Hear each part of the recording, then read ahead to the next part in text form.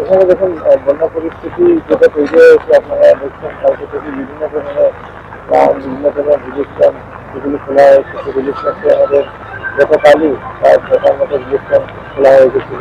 এখানে প্রায় ১০০ জনের মতো লোকজন ছিলেন রিলিফ ক্যাম্পগুলিতে। তো তাদের এই সমস্ত তাদের হেল্প করা সেগুলো প্রশাসনের তরফ থেকে করা হচ্ছে। তো আপনাদের মাধ্যমে আমি আমাদের রিকোয়েস্ট করবো যে তাদেরই মনে হয় যে নিজের বাড়িতে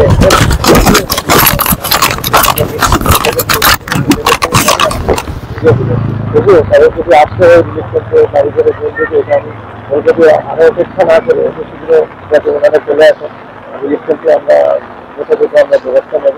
যদি আরও বেশি নেমে যায়, বাড়িঘর থেকে নেমে যায়, তখন যাতে ওখান থেকে নেমে যায় তখন যাতে তারা আবার ফিরে যান। তো আপনাদের মাধ্যমে আমরা এই রিকোয়েস্টে থাকবো, আমাদের সাথে কোঅপারেট করেন। আমরা যথাসাধ্য আমরা চেষ্টা করছি পরিস্থিতি মেনটেন করার জন্য।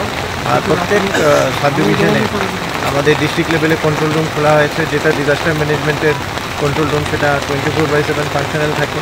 1077 সেটা আপনার টোল ফ্রি নাম্বার, সেটাতে আপনারা যে কোনো সময় যে কোনো খবর আপনারা দিলে আমরা ইমিডিয়েটলি সেটাতে আমরা রেসপন্স করব।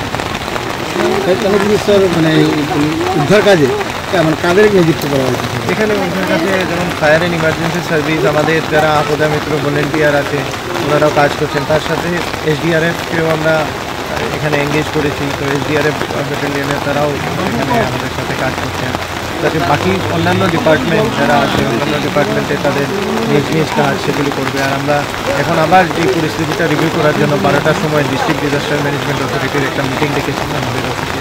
আমরা সেই মিটিংয়ে আরও বিভিন্ন ডিপার্টমেন্ট থেকে যে ইনপুট সেগুলো আমরা কালেক্ট করব।